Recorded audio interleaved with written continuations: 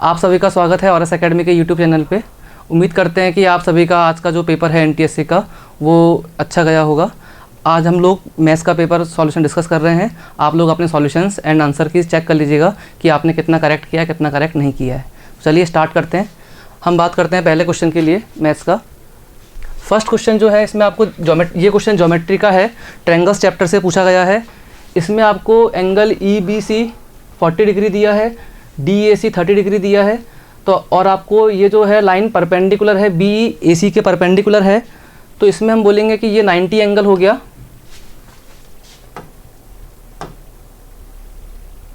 ये एंगल इसमें 90 डिग्री है, ये 40 डिग्री है। तो अगर हम देखें BEC ट्रायंगल में एंगल सम प्रॉपर्टी लग रही है, तो जो एंगल Y है हम बोल सकते हैं 40 + 90 + Y = 180। यहाँ से Y की जो वैल्यू है वो आ जाएगी 50 डिग्री। इसी तरह से हमको अगर X फाइंड करना है तो X के लिए हम बोल सकते हैं कि जो X एंगल है ये ADC ट्रायंगल का एक्सटर्नल एंगल है। तो यहाँ से हम बोल सकते हैं X = 30 + Y, ये एक्सटर्नल एंगल की प्रॉपर्टी है। Y हमने फाइंड कर लिया है 50, तो X की वैल्यू हो जाएगी 80 डिग्री। तो X 80 degree and Y 50 degree. तो अपना आंसर आ जाएगा X की वैल्यू 80, Y की वैल्यू 50। आगे बढ़ते हैं हम नेक्स्ट क्वेश्चन पे।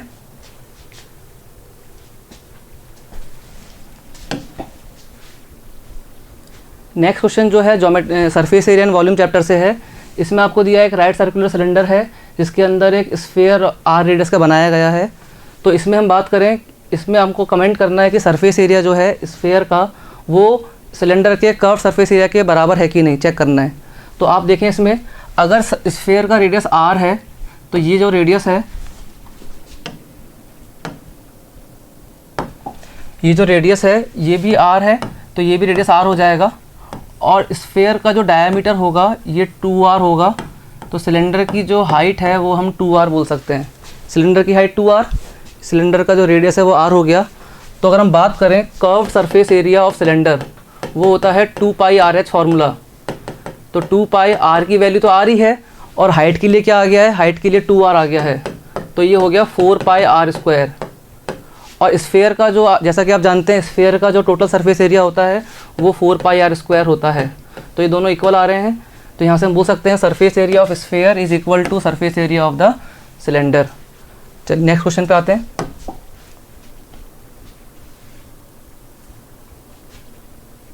नेक्स्ट क्वेश्चन है zeros of polynomial x² - 2x = 0। ये क्वेश्चन क्लियरली आपको दिख रहा है कि पॉलिनोमियल चैप्टर से है और इसमें केवल इसके जीरोस पूछे गए हैं। तो ये सबसे इजीएस्ट क्वेश्चन है इस पेपर का।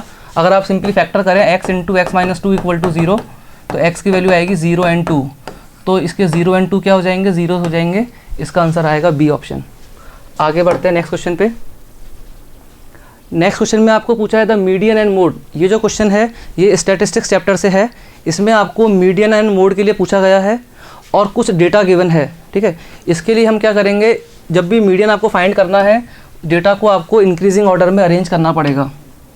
तो ऐसा करते हैं, सबसे पहले जो भी नंबर्स गिवन है उन्हें इंक्रीजिंग ऑर्डर में अरेंज करेंगे, और जो नंबर जितनी बार रिपीट हो रहा है उसे उतनी बार लिखना पड़ेगा मोड फाइंड करने के लिए। तो हम देखें 14 आ रहा है पहले नंबर, फिर 14, फिर 14, फिर 14। उसके बाद नंबर आ रहा है 17, 17 के बाद है 18, 18 के बाद है, अगर हम ऑर्डर में देखें 18 कितनी बार आ रहा है, 3 बार आ रहा है, 18, 18, 18।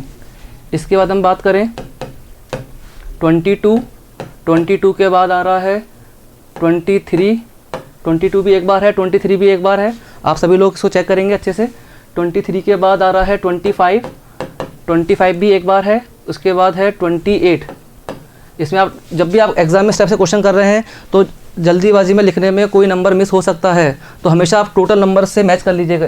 जैसे कि इसमें ये नंबर है 4 और 2 6, तो 3 और 2 5, 5 और 3 8, 8 और 3 11 और 1 12। टोटल 12 नंबर से आप इससे मैच कर लीजिए, 4 और 4 8 और 4 12। तो इससे अपना गलती नहीं होगी, जल्दीबाजी में इस तरह की गलतियाँ नहीं करनी है। तो टोटल 12 नंबर्स हैं। अगर मीडियन की बात करें तो मीडियन में अगर 12 नंबर्स हैं, हमें चाहिए मिडिल पोजीशन का नंबर। अगर इवन नंबर्स होते हैं तो हम बोलेंगे 12/2th position and 12/2 + 1th position, दोनों को मिडिल पोजीशन में काउंट किया जाएगा और इन दोनों का हम एवरेज लेते हैं, इन दो नंबर्स का। तो 12/2 का मतलब 6 नंबर, 1 2 3 4 5, 6 नंबर पे 18 आ रहा है और 7th नंबर पे भी 18 आ रहा है। इन दोनों का आप एवरेज लेंगे तो वो 18 ही आएगा, तो मीडियन हो जाएगा 18। बात करें मोड की, तो मोड का मतलब होता है कि जो नंबर हाईएस्ट बार रिपीट हुआ है। तो आप चेक करें इसमें जो 14 है वो 4 टाइम्स रिपीट हो रहा है, तो मोड की वैल्यू हो जाएगी 14। तो अपना आंसर आएगा 18 एंड 14, ए ऑप्शन। आगे बढ़ते हैं नेक्स्ट क्वेश्चन पे। नेक्स्ट क्वेश्चन है largest chord of the circle. ये भी बहुत ही इजी क्वेश्चन है सर्किल चैप्टर से, जिसमें कि लार्जेस्ट कॉर्ड पूछा गया है। ये आप सबको पता है कि जो डायमीटर होता है वो सबसे लार्जेस्ट कॉर्ड होती है। ठीक है, नेक्स्ट क्वेश्चन पे बढ़ते हैं। इसमें दिया है, ये क्वेश्चन नंबर सिस्टम से है। इसमें पूछा है यूक्लिड डिवीजन लेम्मा मेथड में अगर ए और बी पॉजिटिव इंटीजर्स हैं then there exist unique integers q and r satisfying this relation. ये डायरेक्ट थियरी से पूछा गया क्वेश्चन है, जिसमें कि अगर हम ए नंबर को डिवाइड करते हैं बी से तो उसका क्वेश्चन आता है क्यू और आर होता है रिमाइंडर। तो आप सब लोग जानते हैं कि जो रिमाइंडर होता है वो अगर हम ए को बी से डिवाइड कर रहे हैं तो रिमाइंडर जो भी आएगा वो जिस नंबर से हम डिवाइड कर रहे हैं उससे हमेशा छोटा होगा और मिनिमम वो 0 हो सकता है। तो रिमाइंडर की वैल्यू हमेशा 0 से लेकर बी तक के लिए होती है। नेक्स्ट क्वेश्चन पे मूव करते हैं। नेक्स्ट क्वेश्चन में दिया 3 -1 and -1/3 are the zeros of cubic polynomial. ये पॉलिनोमियल से क्वेश्चन पूछा गया है और डायरेक्ट फैक्टर थ्योरम पे बेस्ड क्वेश्चन है। अगर आपको किसी पॉलिनोमियल के जीरोज दिए गए हैं तो जो पॉलिनोमियल होगा उसमें हम बोल सकते हैं अगर x = 3 उसका 0 है तो x - 3 उस पॉलिनोमियल का फैक्टर हो जाएगा, -1 उसका 0 है, x + 1 भी उसका फैक्टर होगा, -1/3 उसका 0 है तो x + 1/3 भी उसका फैक्टर होगा। इसको हमें मल्टीप्लाई करना है और जिससे वो मैच हो जाएगा वो अपना आंसर में आ जाएगा। तो अगर आप देखें x - 3 x + 1 × 3x + 1 और डिवाइड में 3 आएगा। तो हमें केवल ये वाला पार्ट मैच करना है, क्योंकि इसको अगर 3 से मल्टीप्लाई भी कर देंगे तब भी वो पॉलिनोमियल का पार्ट उससे मैच कर सकता है। तो आपको केवल ये वाला पार्ट मल्टीप्लाई करना है और जिससे आंसर मैच करेगा वो अपना आंसर हो जाएगा। तो मल्टीप्लाई करते हैं हम लोग इसको। पहले हमने इन दो ब्रैकेट को मल्टीप्लाई किया, x² + x - 3x हो जाएगा -2x - 3 × 3x + 1 / 3। अब हम इसको मल्टीप्लाई करेंगे तो ये आएगा 3x³ + x² - 6x² - 2x - 9x - 3 / 3। इसको अगर सॉल्व करें तो पहला टर्म आ गया 3x³, अगला टर्म आएगा -5x², तो टर्म आएगा 3x³ -5x² -11x - 3। तो आप चेक कर लीजिए ये पार्ट किससे मैच कर रहा है। तो 3x³ -5x² -11x - 3, C option इससे मैच कर रहा है। आगे बढ़ते हैं नेक्स्ट क्वेश्चन पे। नेक्स्ट क्वेश्चन है the value of p for which pair of equations this and this have unique solution. ये linear equation in 2 variable chapter से डायरेक्ट क्वेश्चन है, जिसमें कि आपको डायरेक्ट कंडीशन अप्लाई करनी है। अगर 2 इक्वेशन का यूनिक सॉल्यूशन आता है तो आपने कंडीशंस अपने पढ़ी होगी, a1/a2 is not equals to b1/b2। a1/a2 is not equals to b1/b2 का कंडीशन लगाना है। तो यहाँ से हम बोलेंगे 4/2 नॉट इक्वल्स टू p/2, यहाँ से आएगा p नॉट इक्वल्स टू 4। तो आपका आंसर हो जाएगा इसमें C option, p not equals to 4। Next question पे आते हैं। Which of the following is not a quadratic equation. तो आपको क्वाड्रेटिक इक्वेशन का मीनिंग पता होना चाहिए कि वो 2 डिग्री में इक्वेशन होती है। तो जिस पॉलिनोमियल की 2 डिग्री में इक्वेशन है वो आंसर हो जाएगा। इस क्वेश्चन को आप डायरेक्टली ऑब्जर्व करके कर सकते हैं, पूरा सिंप्लीफाई नहीं करना है क्योंकि आपको हाईएस्ट पावर से मतलब है। तो आप फर्स्ट एग्जाम्पल में देखें तो इसमें जो है यहाँ पे आ रहा है, इसने पूछा not a quadratic equation. First में x² आ रहा है, बाकी में और टर्म से कम है, मतलब इसमें x² रहेगा ही रहेगा, मतलब ये क्वाड्रेटिक है। सेकंड इक्वेशन में आप ऑब्जर्व करें, इसका फर्स्ट टर्म आ रहा है x²,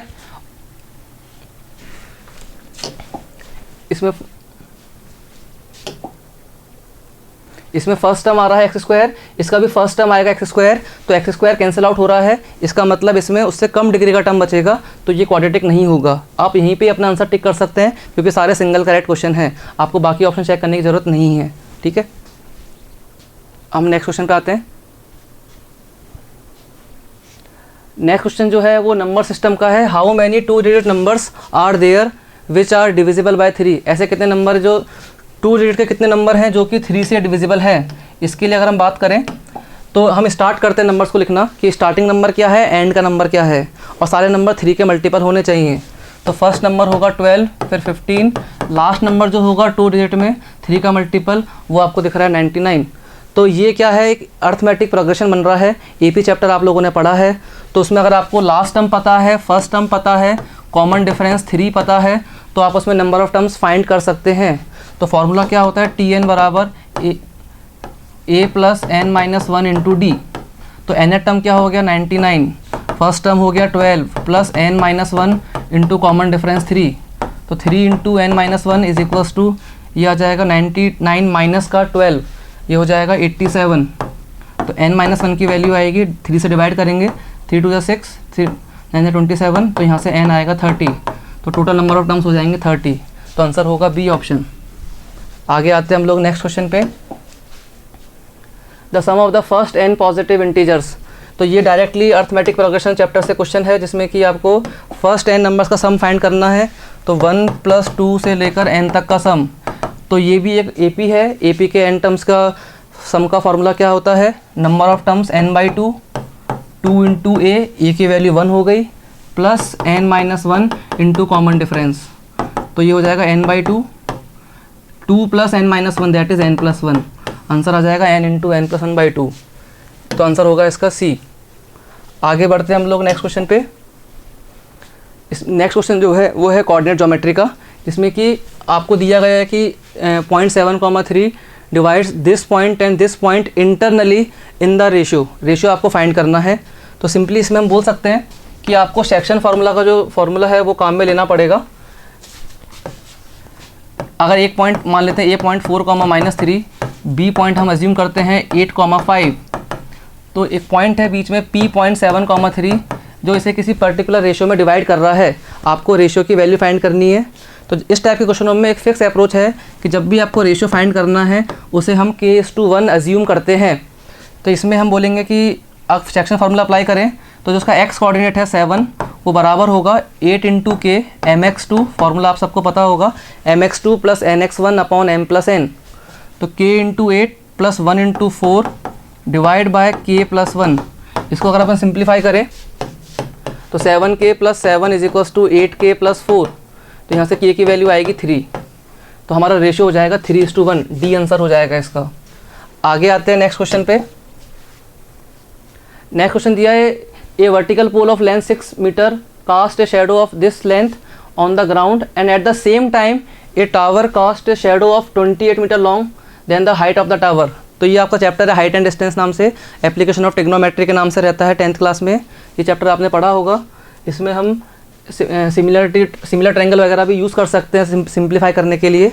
तो सबसे पहले आपको इसका डायग्राम समझना पड़ेगा कि इसका जो डायग्राम बनेगा किस टाइप से बन रहा है। तो इसमें भी देखें कि जो टावर है उसका जो शेडो का लेंथ है वो 28 है। हम एज्यूम कर लेते हैं कि यहाँ पे टावर है, ये जो टावर है इसका लेंथ 28 मीटर है, इसका शेडो ये बन रहा है। बाहर ऐसे मानते हैं कि ऊपर से सनलाइट आ रही है, तो जो टावर का शेडो जनरेट हो रहा है वो 28 है।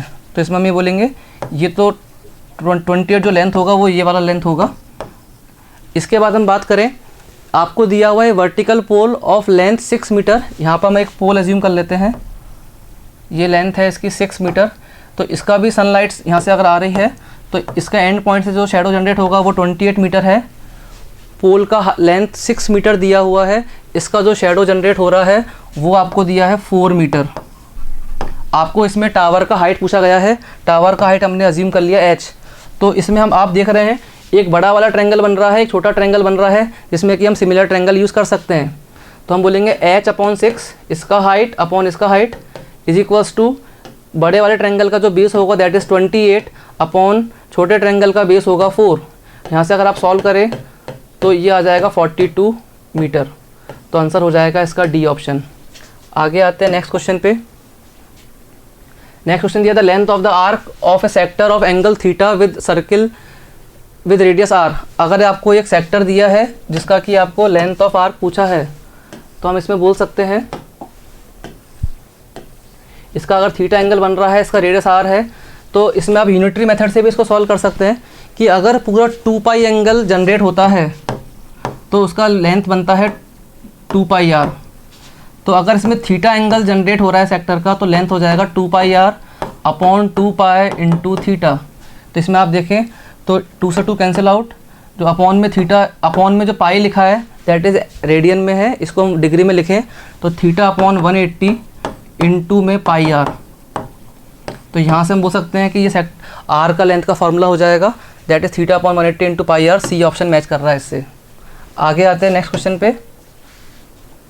नेक्स्ट क्वेश्चन ट्रिग्नोमेट्री का है, बहुत ही बेसिक क्वेश्चन है। अगर आपने इसमें बेसिक जो कॉम्प्लीमेंट्री एंगल्स है इनकी प्रॉपर्टी अगर आपने पढ़ी है तो आप ऑब्जर्व कर सकते हैं कि जो 48 एंगल आ रहा है और 42 एंगल आ रहा है इनका सम 90 है, और 23 और 67 इन दोनों का सम भी 90 है। तो हम बोल सकते हैं कि पहला एंगल tan 48 डिग्री है, tan 42 को हम लिख सकते हैं 90 माइनस 48।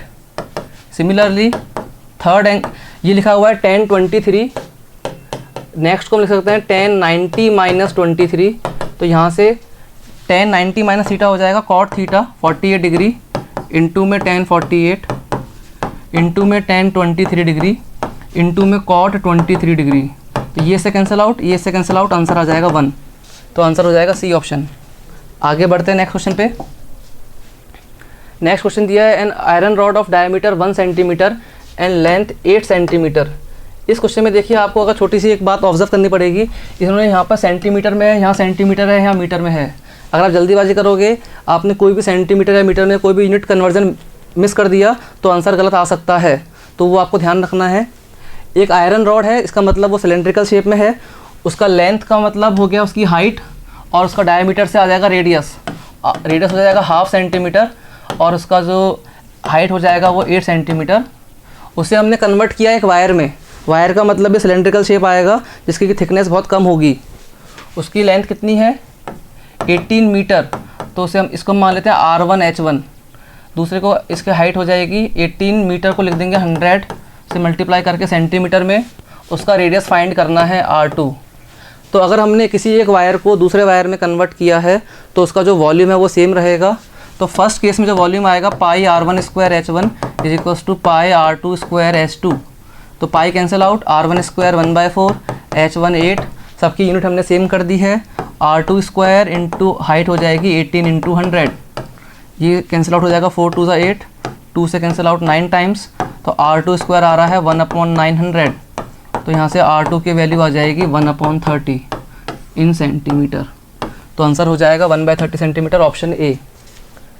आगे आते हैं नेक्स्ट क्वेश्चन पे। The number of terms in AP, ये एपी का एक और क्वेश्चन पूछा गया है, थर्ड क्वेश्चन है ये एपी का। इस चैप्टर से सबसे ज़्यादा क्वेश्चन आए इस पेपर में। अगर आपको नंबर ऑफ टर्म्स पूछे हैं तो हम डायरेक्टली एन टर्म का फॉर्मूला अप्लाई कर सकते हैं।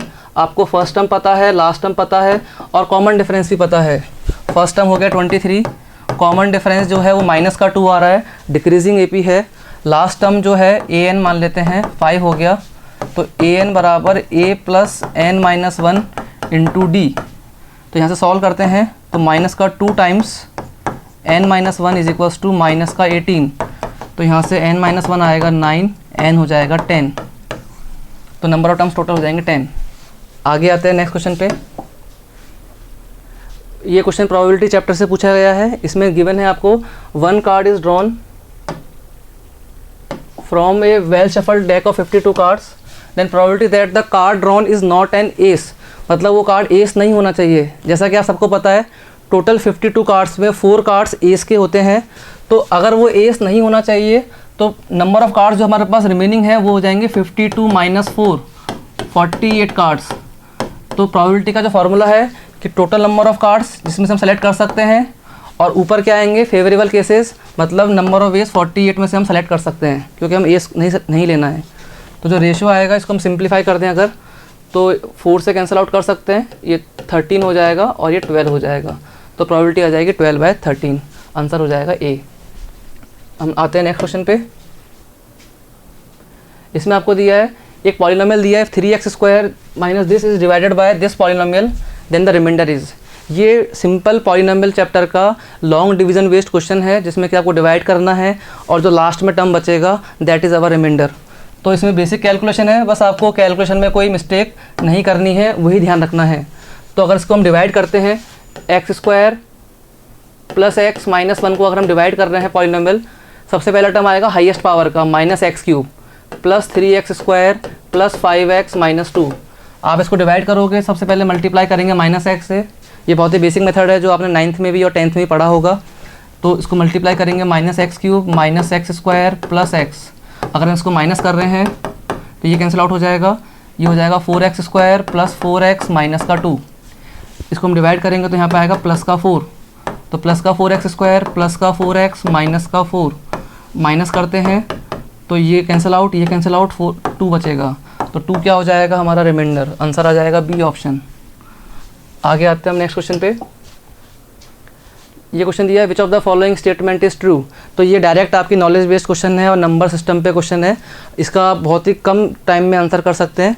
अब इसमें दिया every whole number is a natural number, तो ये रॉन्ग है क्योंकि होल नंबर में 0 काउंट होता है, वो नेचुरल नंबर नहीं होगा।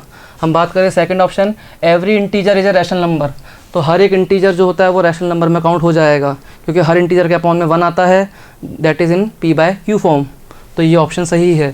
थर्ड ऑप्शन देखें, every rational number is an integer, her rational number integer होगा क्या, तो रैशनल नंबर का मतलब है 5/6 भी हो गया, 5/6 तो इंटीजर नहीं पॉसिबल है, इसका मतलब ये ऑप्शन गलत है, तो इसका आंसर आ जाएगा बी। तो ये हमारे पूरे चैप्टर के पेपर के सॉल्यूशन है। आप अपने आंसर की को इससे चेक कर सकते हैं और आगे भी हम इसी तरह से पेपर्स डिस्कस करते रहेंगे, तो आप जुड़े रहिएगा और एकेडमी के यूट्यूब चैनल से।